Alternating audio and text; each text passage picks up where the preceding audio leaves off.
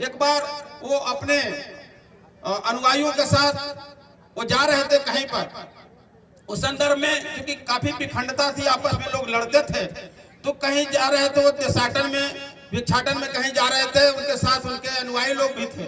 तो रास्ते में जब जा रहे थे, रास्ते में एक जंगल पड़ा, जंगल बड़ा कठोर भूमि पर उगा हुआ था, बड़ा पथरीला जगह था, लेकिन कई गड्ढे खुदे हुए थे और हर गड्ढे में एक एक नरकंकाल वहां पर था।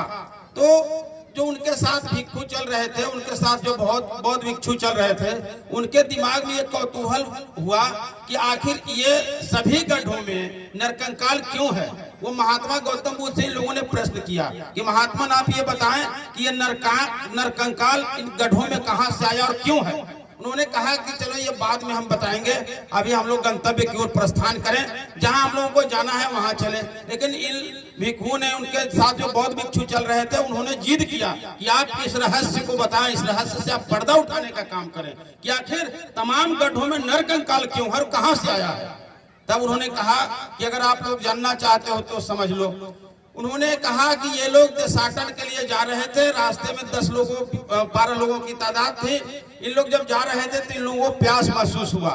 प्यास जब महसूस हुआ, अगल बगल में कोई नदी नाला झरना नहीं था, तब इन लोगों ने विचार बनाया कि हम लोग को प्यास मिटाने का कोई और तरकीब नहीं है, कोई और तरीका नहीं है, इसलिए प्यास मिटाने के लिए कुआं खोदना जरूरी है, कुआं खोदा जाए। सर्वसम्मति से विचार बन गया, और जब सर्वसम्मति से विचार बना तब कुआं खोदने की पूरी तैयारी हो गई। और जब पूरी तैयारी हुई तो आपस में कुछ शरारती तत्व के लोग, कुछ अति महत्वाकांक्षी लोग मौजूद रहते हैं। उन लोगों ने कहा कि भाई कुआं खोद जाएगा, हम लोग का प्यास भी मिट जाएगा, लेकिन इस पर आधिपत्य किसका होगा और किसके नाम से जाना जाएगा, इस पर मालिकाना हक किसका होगा। विवाद यही सब पैदा हो गया, सब आपस में लड़ पड़े।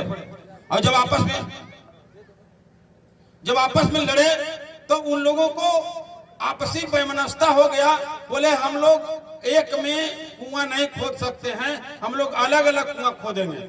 सभी लोग बंजर भूमि में गर्मी के समय में पथरीली जगह पर अलग अलग जब कुआं खोदना शुरू किए, तब मारे प्यास के वो मूर्छित हो गए। कोई 4 फीट कोई 5 फीट गड्ढा खोदा था, और उतना ही में मूर्छित होकर उसी में जब बेहोश हो गए, कोई पानी देने वाला था नहीं, प्राणांत हो गया और वही नरकंकाल के रूप में तब्दील हो गए हैं। तो ये बात बड़ा ही प्रेरणादायी है। उन्होंने कहा कि इस बात से सबक लेने की आवश्यकता है कि ये जो वंचित समाज है, ये जो शोषित समाज है, ये जो पिछड़ा समाज है, ये जो दलित समाज है, छोटी छोटी बातों में अपना ईगो बना करके और आपस में वैमनस्यता पैदा कर लेता है, विखंडता पैदा कर लेता है। इसका नतीजा होता है कि हम लोग टूट जाते हैं, हम लोग न सत्ता की ओर बढ़ते हैं न शासन की ओर बढ़ते हैं। ये बात जब इन लोगों को जेहन में गया तो इन लोगों ने कहा कि ये बात जो है बड़ा ही मार्मिक है। इस तरह की कई किदवंती है, कई कहानियां।